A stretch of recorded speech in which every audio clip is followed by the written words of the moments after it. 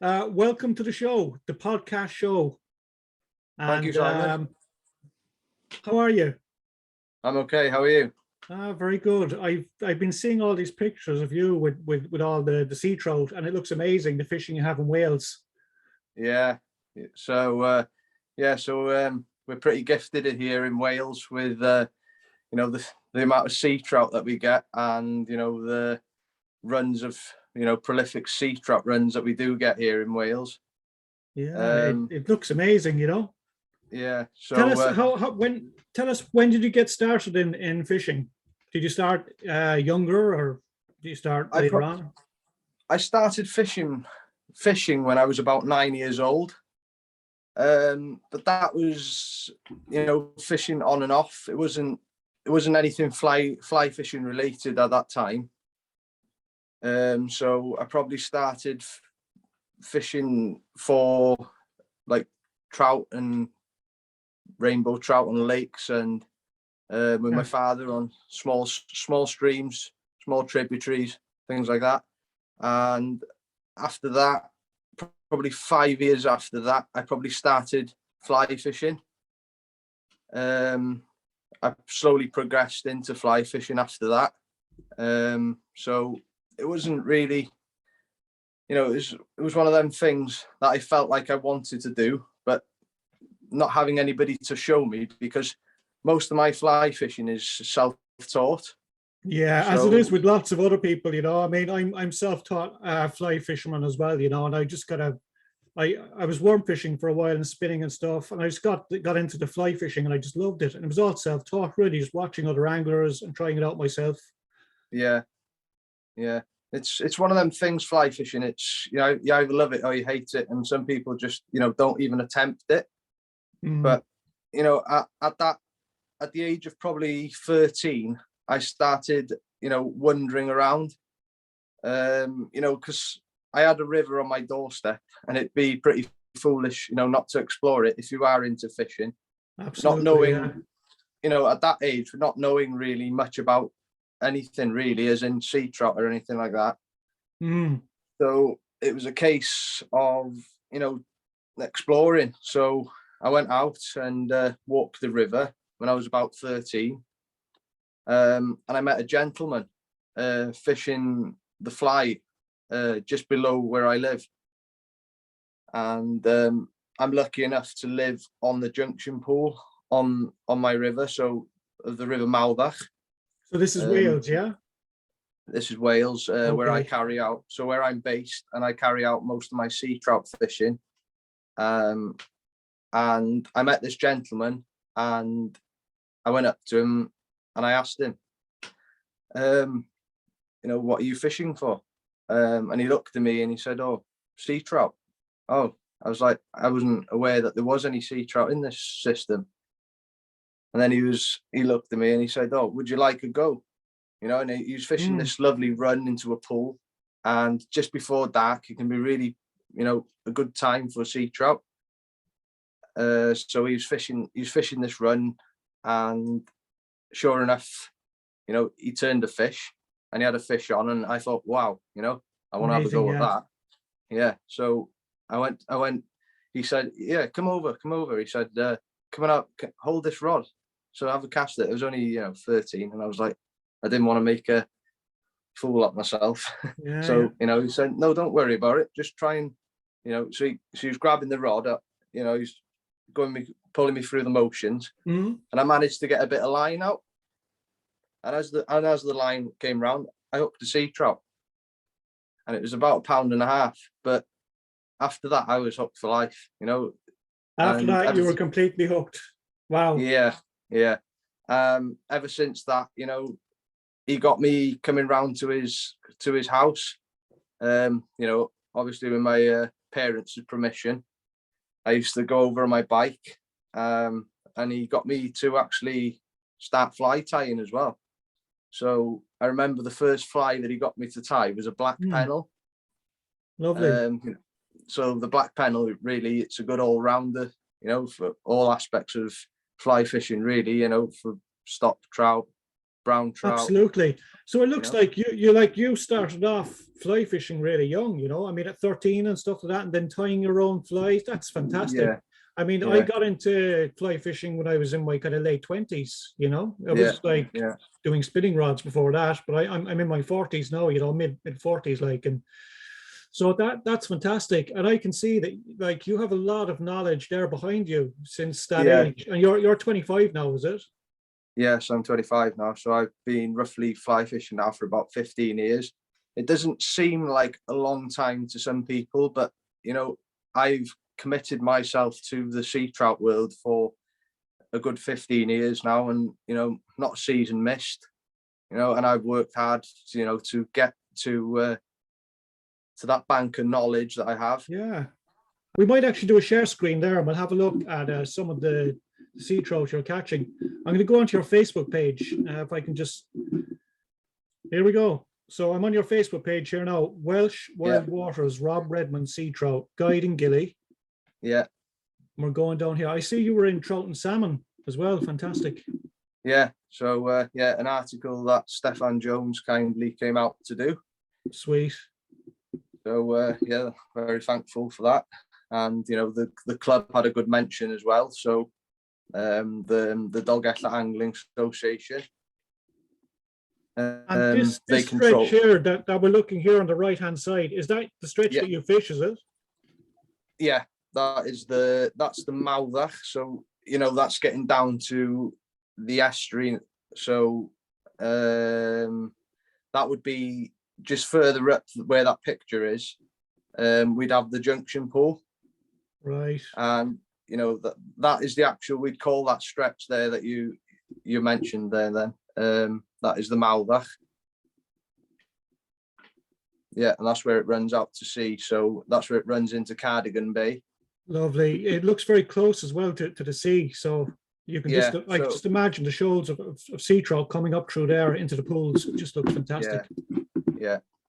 It's such a good river because it's such a short river system. Yeah. And because it's such a short system, these sea trout are getting up to spawn. And you know, that's why, you know, they're getting such a good they have good breeding grounds as well. Actually on that bend, that's where the actual fishing starts. So, you know, you can fish further down, but it's, you know, that's, you're getting into the salt there. So, you know, you can fish it all, but you know, from a night fishing perspective, from that section on that bend up, that would be, you know, where I carry out most of my sea trout fishing early season, May time. Yeah. Yeah, it looks fantastic. It doesn't look like that there's any kind of ditches there or obstacles. It just looks like great for night fishing, you know? Yeah, it's great for night fishing. That looks lovely down there, but as soon as you start getting up onto the Union, which is the tributary to the Mawddach, then you're looking at tree lined. So if you go back onto the article, you'll see where I'm standing in the river. Then you'll see where it's really gets tree lined. Oh yeah, I see that.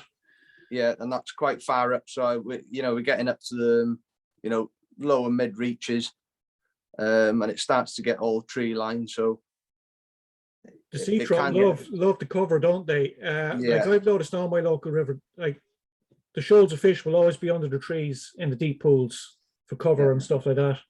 Yeah, definitely. And it's a bit tricky as well at night time, isn't it? You know, you really want to know where you're casting and so casting trees. Yeah. Well, that comes how much time you spend on the water. So if you spend a lot of time, doing recce's in the daytime, you can do it with ease, but it's just getting that distance to where you need to be at night. So, it's all practice, and it all depends how much time you put into sea trout fishing. The amount of time you put into it is what you get out of it, and there is no ifs and buts. So like for any beginners who are starting out, it's probably advisable, isn't it, to go for daytime to check out the rivers first before you go at nighttime. Yeah. Well, that's a must, really. I have met anglers before that just turn up, in the dark, Yeah, It doesn't favour them at all. It's very dangerous, if anything. absolutely. Yeah. Turning up to water that you've never fished before. Yeah, it's a no, definitely. And tell Yeah, us, Rob, about this huge fish you're holding up here now on the top left corner, a 13.5 pound sea trout. Holy yeah, God. yeah. That is Yeah, that's, unbelievable. Have we another picture here of that? We can find it. there it is. Yeah, that's the one. It's like a Tell pig. us about the story behind this fish. Well, it was a warm, muggy night, so conditions were right for sea trout. I was fishing a stretch of water, which I know at the certain time of year, which it was. So I think it was in July. We get some really good runs of fish in July. So in July, we get the main mass of sea trout coming in. Okay. And that fish there, he's not a fresh fish. He's been in about maybe a month, if that. So he could have easily been a start of June fish. He's started to colour a little bit, but so he's probably there for a few weeks because he's darkened a bit. Yeah. So that fish, that night I caught that fish. I was fishing. It was a 5-meter tide. So when we get a 5-meter tide on the Mawddach, it pushes up, up into the middle reaches. Mm-hmm.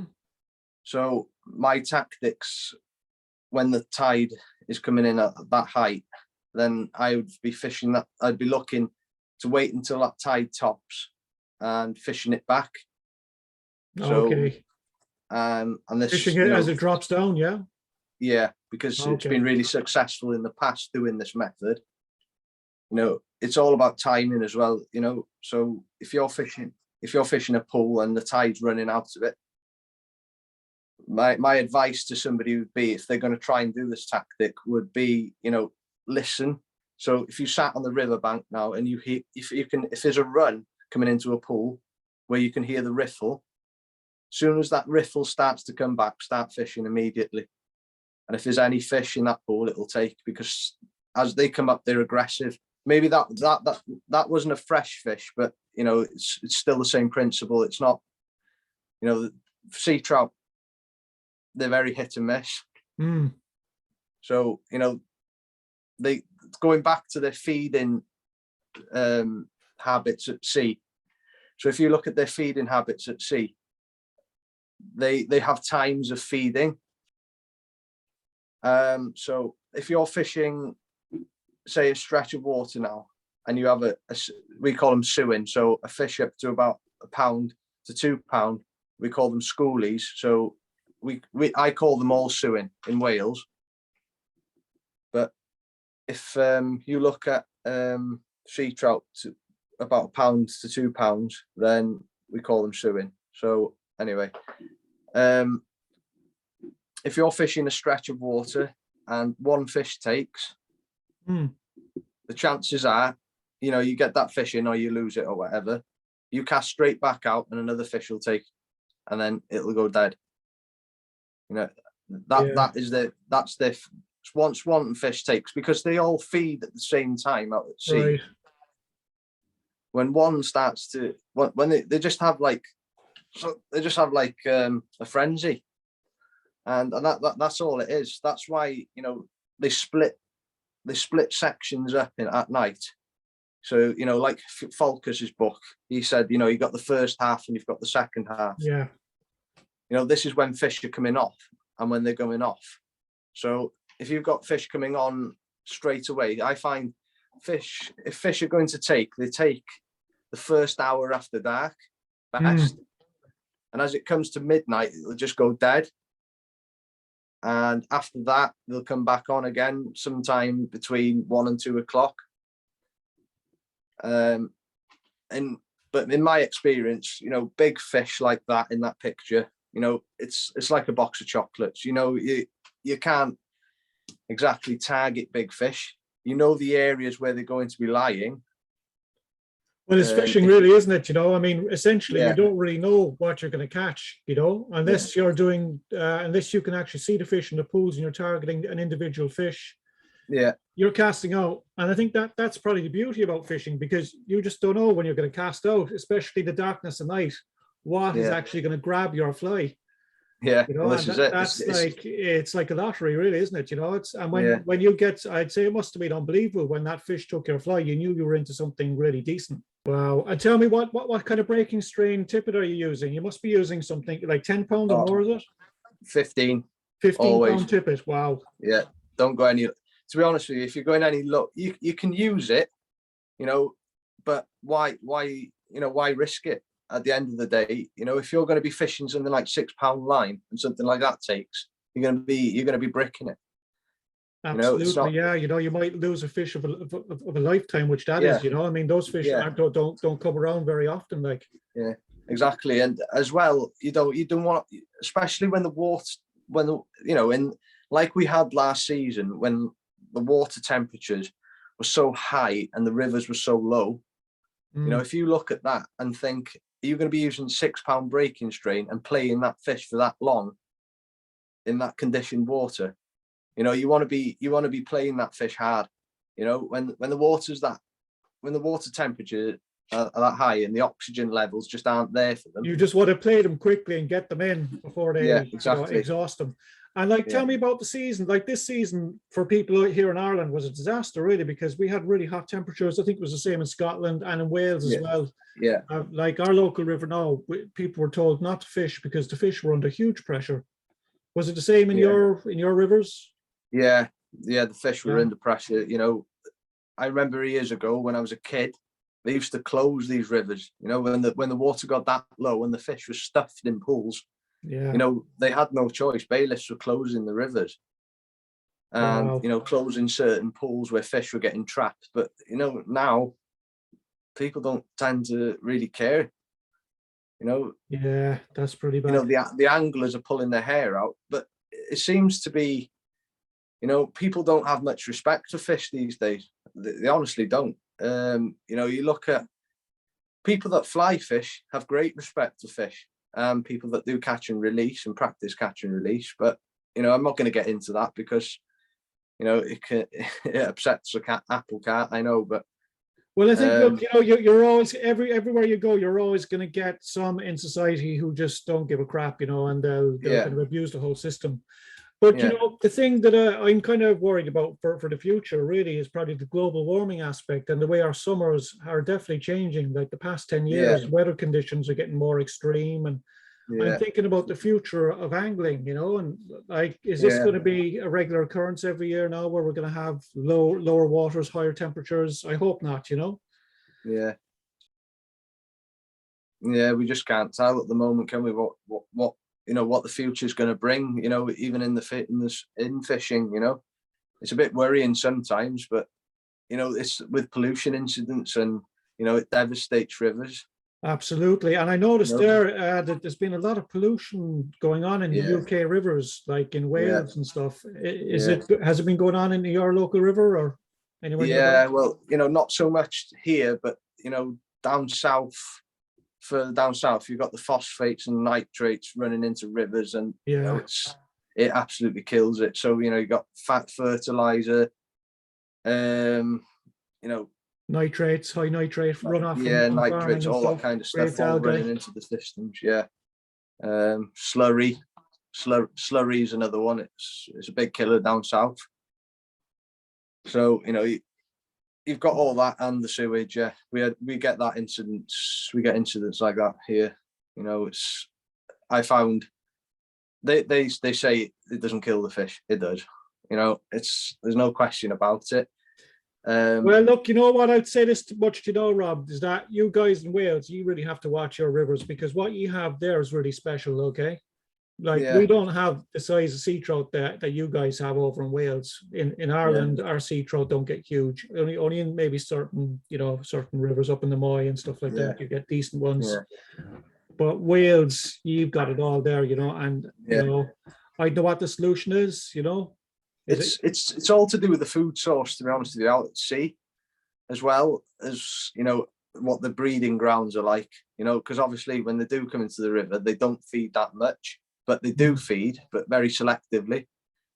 You know, like our sea trout, when they come back into the river, they double in size, you know. They go, so when they go back to sea in April, so the smolts go back in April from, and then they go back out to sea, you know, they go back out, they'll come back the year after as the same year, at the end of the same year, they'll come back as, you know, a pound fish, £2. Right. And then what happens, I think, you know, this is my theory of what I think's happening, is them fish are staying out at sea maybe for 2-3 years. Yeah. And they're feeding up on all the shrimp and all the rich food source out there at sea. Yeah, and the size of these fish, you know, they're nearly doubling in size.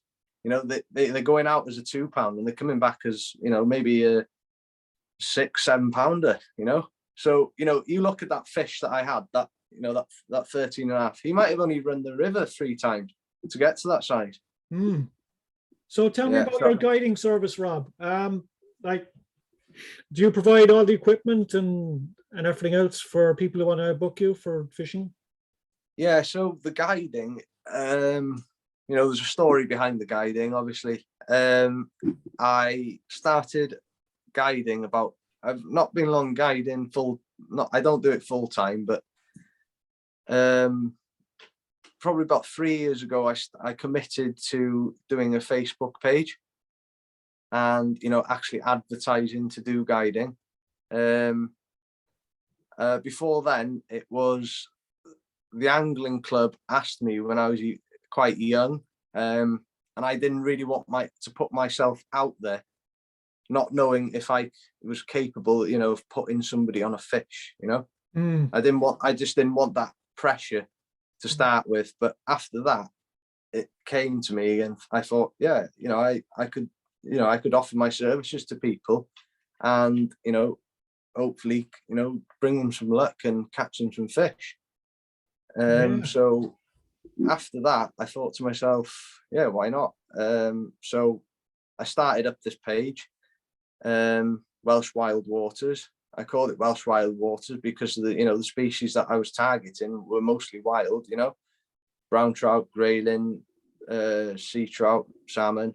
So all them species of fish, you know, I thought it was the main species to start with was sea trout.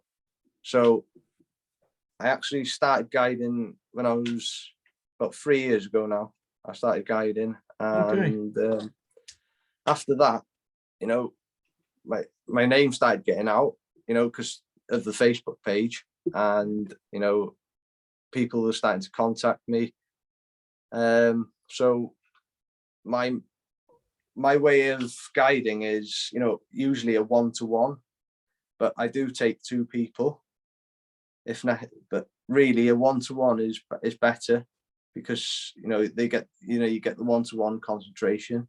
It's a lot easier, you know, trying to teach one person than trying to teach 2 or 3 or a group even, you know, because and as well, it's, you know, it's a lot better for that person to, you know, have that experience on their own as well. Absolutely. So, you know, and it's better I do provide the flies for them. I provide flies, and say summer months it'll be 6 o'clock and we'll go out and we'll do a recce. Excellent. So we'll walk the river, go to the chosen pools where we'll be carrying out our night fishing, and from there I will take them, you know, to do some, even if this is quite, if that's quite selective, if they want to, you know, have a casting lesson, you know, just to tee up on casting and, you know, the distance that they'll need. I take them out and just show them how to do some casting techniques, really. And this is all before it gets dark, obviously, so they have a head start of the darkness, so they know when darkness comes, they know exactly, you know, where all the trip hazards are and where to cast and stuff like that. And tell me So something. When is the best time to go to Wales? Like the busiest time, maybe the best time to get a fish there? Would it be June, July, or? yeah, June, July, August. Then 3 months crucial. I wouldn't advise anybody to come in May. The thing is, in May, what we do get here is the bigger sea trout come in May. They've always, and it's always been the same, but they're very far in between the May fish. Right. So you can be fishing. Oh, I'm not going to say, I blank, in May. I do. I might get one fish in that month. May is a funny month, even over here in Ireland as well. Like our runs really got, like the big runs start in June over here, from June onwards. Yeah. It's probably the same in Wales. Yeah. Well, in May, them fish, you could fish countless nights for them, and it's quite cold as well. But I try to choose the nights, pick the nights, and go out when I think the conditions are right. But you can't. It's very hard to pick nights when it's that cold, because when we're still in May, you do get them still chilly nights. Yeah, of course. Yeah, and like the sea trout, they really like the warm nights, don't they? Like that's probably the best nights would be the hot, warm nights. Yeah. And tell me something, do you ever catch them in the daytime? Do you check them for dry fly fish for them? Yeah, definitely. So the Mawddach is a spate river more than anything. So, these fish rely on a spate. So as it's a very short river, these fish are going through quite quickly. So if they enter the system from the sea, they're shooting straight through. So, you've got a short window of time to catch these fish. Okay. Some stick about, some don't, but we don't know what's sticking about and what's not. So you've got to be out on the water. This, if you're spin fishing or worm fishing, then you can cover a lot more water. People move up and down, but for the reason I don't spin fish, I only fly fish, purely fly fish. So I've got to pick, the right levels and the right clarity of the water. So what we say on here on the Mawddach, and probably on most rivers in Wales, really, is the correct colour for the fly in the day is the colour of tea without no milk. So that peat stain, right. That seems to be the correct colour for the fly. Because any darker, if the water is any darker than that colour, then they will not take. It's spinning water. Yeah. And tell me something, would you ever catch them with, say, if there wasn't a spate there, like dry fly fishing for brown trout? Like I've nailed a couple of them there on the dry fly in the summertime amongst the brown trout, like feeding away in the hatches. Yeah. What the problem is here on the Mawddach, we haven't got any brown trout. Oh really? Oh wow. No, and that's why it's such a good. What's going on there?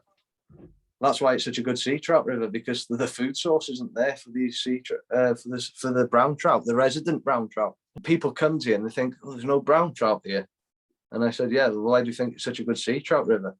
The food. That's what they're doing. The food source has never been here for them. It's not, the insect life is not good here, so they just bugger off to sea." It's amazing, isn't it? Like, the sea trout is just a brown trout which has gone out to sea, so they obviously haven't stuck around there, and they've gone out to sea to feed, and that's why you don't have any brown trout. It's all sea trout. You tie your own flies here. Yeah, they look like circus lures. That's it. Yeah, I actually I bought my fly box to show you some of the patterns in the flesh. So, oh yeah, look at that. Yeah, really, so that's my surface lure. So this one, the idea of this, actually Stefan came up with this idea, and I thought it was a good idea. So I went and copied it. And the actual reason for it, and this is the reason I like it, is because, the foam here on the top sits above the water surface. Yeah. And you've got the trailing single, which it used to be a treble. So when you used to fish the old mouse, but the problem was with the mouse, that would actually be on top of the water surface. So if a fish came up and took it aggressively, then it knows it. Oh. And push it away from itself. And he'd miss it. Yeah. Yeah. So from that point, this is riding under the surface. So this single hook's going to be under the surface. So if anything comes to intercept it, it's got a clean grab, Really good. No, it looks absolutely fantastic. And of course you have 2 hooks on that. So if the fish comes from the middle bit or the top bit, it's going to get hooked and the back of it as well. Yeah. But it's not very rare. It's very rare that you do catch a fish on the one under. Because he's not going to he's going to come short of it, because the fish that I do get on surface lure always tend to, you hear them slur, nip it at the back, slur, and then it'll tighten up. So it's a silent. Sometimes it's such a silent take. You're stripping away, and it'll just tighten up. You don't even hear anything sometimes, and you're thinking, oh, I've hooked something on the top. Start splashing, sea trout. But there's a lot of different surface lures being made now. This is just one surface lure that's been made. Probably, that's something I fish when the nights are really dark. Okay. Yeah. If there's a bit of light left in this, I would probably be fishing something a lot smaller than that. Yeah. Something like a muddler with a single on it, or maybe just a trailing treble on the back. But I tend to use singles now instead. So I'll show you a muddler. So something like that. So a small muddler. I'd fish that as well. Yeah. Yeah. But the thing is with the sea trout, I don't think they see colour that much, to be honest with you. A silhouette, maybe we see a shape when you're looking up. Yeah. Oh, it's all to do with the silhouette, I think. Silhouette, yeah. Sea trout, you can put as much colour and stuff into a fly as you want, but really, do they know? No.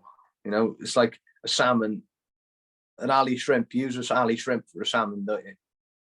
Absolutely. How does that salmon know that that's a salmon fly? You look at that. Oh, that's a salmon fly. I'll have that. Oh, that's a teal, blue, and silver. I'll have that.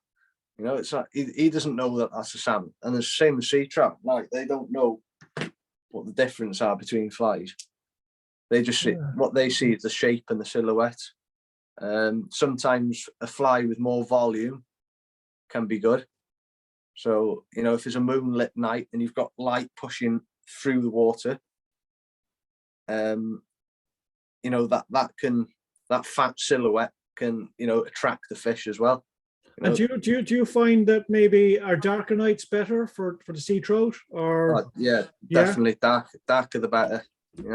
And around here, but saying that, I think what I hear from other anglers, in urban areas, they when if you came to fish here, we're right rural here, so there's not much light pollution.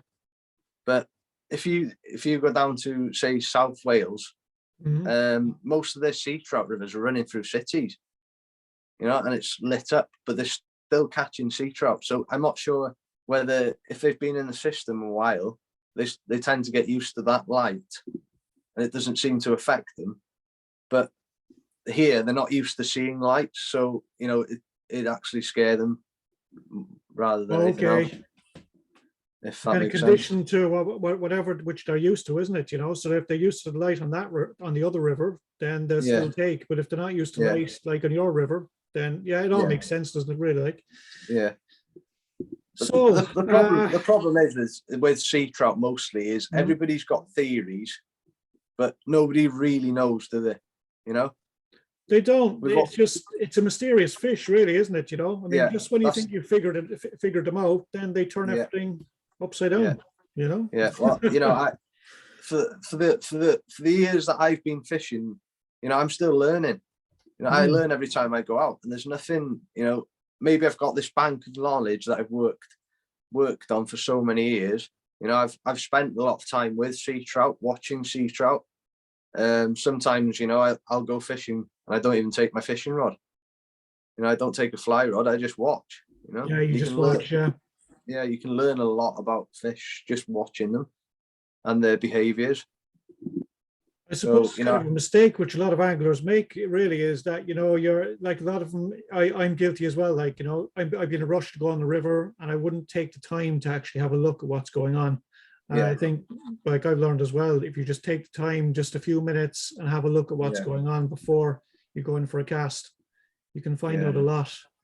yeah. But if you can actually do your homework before, you know, beforehand, then, you know, you will favor yourself, because, you know, when you think about it, if you if you it's like going to something and you haven't prepared, you know, you've got to prepare yourself for what you're going to do. So if you're going sea trout fishing, then if you do your homework beforehand, then, you know, you're saving yourself a hell of a lot of hassle as well. Preparation is key, is what you're Preparation. saying. Yeah, you know, so, you know, that will help anglers. But me myself, you know, I keep a diary of conditions. So over the years, what I've done since probably the age of 15, I kept a diary of conditions. Every time I used to go out, I used to come back. But I was more concerned when I used to go out fishing about why I didn't catch sooner to why I did catch. Mm-hmm. So, you know, reflecting on a night after you've come home, you think to yourself, right, why didn't I catch that night? What can I change? You know, so if you've gone out and you've done something, say you've put an intermediate line on, a dropper, a point fly, cast out, nothing happened. What could I have changed in what I did that night? You know, could it have been, was I too low in the water? Was I too high in the water? Were my flies heavy enough? But sometimes it's not even that. It's probably the weather conditions, and the weather conditions prevail, don't they? They decide Yeah, so much, don't they? It has to yeah, be, if it's too cold, it's going to put them yeah, down. You know, if yeah, it's too hot, they're probably going to be too, you know, too lazy to get to yeah, the fly. yeah. That's yeah, the conditions, you know, are always a pain. But Mm. the thing is, it's like you can, I've, a sewin, we call a sewin again. I'll go, you know, talking about the sewin, about the schoolie again. You know, you can go out in the coldest of nights and you'll catch a sewin, because these fish are so aggressive and friendly, you know, friendly, um, because they are more willing to take a fly rather than a big fish. You know, that you can catch them all night long. You know, that's proven to me anyway, because if I go out and I think to myself, you know, these aren't the right conditions, you get a big pole, boom, sea trout about £2. And then, you know, if they're there, they will take it, a fish of that size, but you don't tend to catch anything bigger than a sewin. So, like a sewin, all right, like there's loads and loads of different names for these fish. So a sewin would be like a juvenile fish. Is that right? Yeah, yeah, Okay. yeah, yeah. I don't know what you call a juvenile fish over in Ireland. What do you call them? Peel. A lot of people call them peel. You know, Eel, right? Yeah, yeah. white So, trout. you know, yeah. So we call them sewin, and they call them peel. They've got all different names, haven't they? Through, you know, through the UK and Ireland, and, you know. So So yeah. yeah, no, that's pretty interesting. Tell me, when is your season opening again? Our season opens in April, but saying that, you know, we don't start fishing here till May. The fish don't start turning up until May, Okay, and yeah. even in May they don't start coming in great numbers. So we don't actually see any activity as such on the river until June. You know, you get the anglers coming out. It gets quite busy here sometimes, but, you know, you get the anglers come in and go in and come in and go in. But, you know, it's, to be productive, you've got to be on the water. And, you know, to an angler that's come in once a week, to an angler that's coming fishing 3 times or 4 times a week, he's going to catch more fish than you. Simple. You know, it's not because he's a better angler than you. It's because he flies in the water more than yours. Yeah. You know, it's the time that you put into sea trout fishing. It's all about time. You know, and all about time, isn't it? Yeah. And you know, sometimes it can be very hard to get out in the river. You know, you're juggling jobs and stuff, work and home life, kids and stuff. Yeah. So, you know, if you can try and get onto the river on the correct times that suit your own schedule, and then hope for the best. That's what it's like for a lot of people, you know. Yeah. It's all about commitment, really. Sea trout fishing, or any sort of fishing, really. If you want to succeed in it, then you commit to it, and you know you'll do well. Yeah. So there's always. Tell me something there. Sorry for cutting across you there. That's Is right. Santa going to bring you anything for Christmas? A new rod, maybe? I don't need any more rods. You probably got a whole collection of them. Yeah, too many. You know, you don't use half of them, but you keep buying them. It's crazy, isn't it? Yeah, it's like, what the hell's going on? We have I have boxes of flies here, and I only need one fly. Yeah. Oh, you know, it's the amount of rods I've got here is, and you know, and I'm not even probably use them in a lifetime. You know, and reels that I've never opened. You know, I think they need to go on eBay, but so yeah, you don't need any more stuff. So for Christmas, fishing wise, you have enough. No, I've got enough. So yeah, I'm concentrating more on the grayling now at the moment as well. Oh yeah, so, how's the grading fishing going? Going okay, yeah. We had our first frost last week, so that'll start shoaling them up hopefully. You know, they've been, you know, I've only been out probably 4 times so far. I struggle for time in the winter, you know, from work, and you know, so I only get like a Sunday to go out, and you know, it's all about time really to get out and do a bit of grayling fishing. But in the summertime, I'm out most nights. Sweet. You know, when I'm allowed. Yeah, it can be hard to get out sometimes for a lot of guys, you know. Yeah. So look, Rob, I'm gonna finish up there. It's really interesting talking to you, you know, and thanks for sharing everything with us, you know. I wish you the best of luck now, and hopefully if I can get over to Wales maybe next summer, I'll give you a buzz. Yeah, definitely. So for viewers who want to book you, should they visit your Facebook page or?